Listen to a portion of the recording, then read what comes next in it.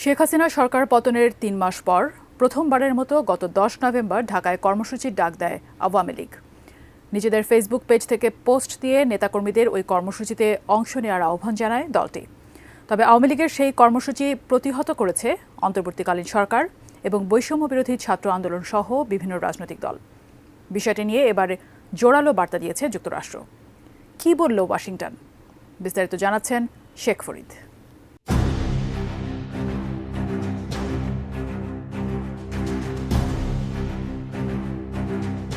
বাংলাদেশে ভিন্ন মতাবলম্বী ও বিরোধীদের সহ সকলের মত প্রকাশের স্বাধীনতা, শান্তিপূর্ণ সমাবেশের অধিকার সমুন্নত রাখার পাশাপাশি সুরক্ষার আহ্বান জানিয়েছে যুক্তরাষ্ট্র। 12 নভেম্বর মার্কিন পররাষ্ট্র দপ্তরের নিয়মিত সংবাদ সম্মেলনে এই আহ্বান জানান প্রধান উপমুখপাত্র বেদান্ত প্যাটেল।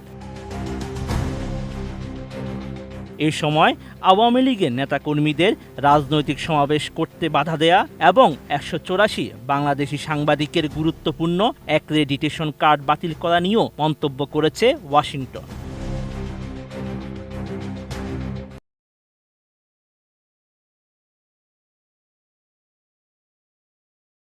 মার্কিন পররাষ্ট্র মন্ত্রণালয়ের নিয়মিত সংবাদ সম্মেলনে এক সাংবাদিক প্রশ্ন করেন, গত 10 নভেম্বর আওয়ামী লীগের সমাবেশে বাধা দেওয়ার ঘটনাকে যুক্তরাষ্ট্র কিভাবে দেখছে।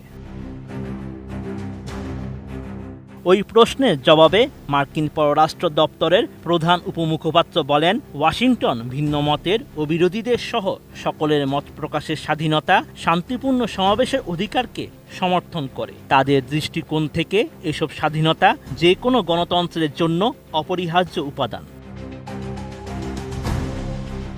যুক্তরাষ্ট্র নিয়মিতভাবে বাংলাদেশের অন্তর্বর্তী সরকার সহ তাদের সকল অংশীদারদের এই সমর্থনের কথা জানায়। সেই সঙ্গে দেশের সত্যিকারের গণতান্ত্রিক ভবিষ্যৎ নিশ্চিতে সকল বাংলাদেশিদের জন্য এসব স্বাধীনতা সমুন্নত রাখার পাশাপাশি সুরক্ষা করা জরুরি বলেও মন্তব্য করেন প্যাটেল।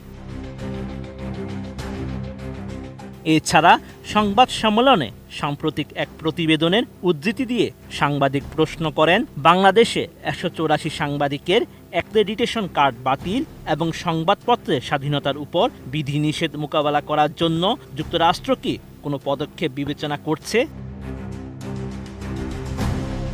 জবাবে বেদান্ত প্যাটেল জানান, তিনি এই প্রতিবেদনটি দেখেননি। যদি সত্য হয় তাহলে অবশ্যই এটি দুর্ভাগ্যজনক।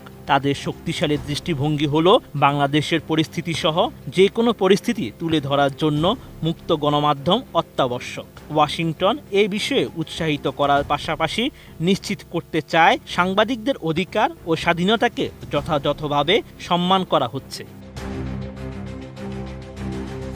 শেখ ফরিদ, এটিএন।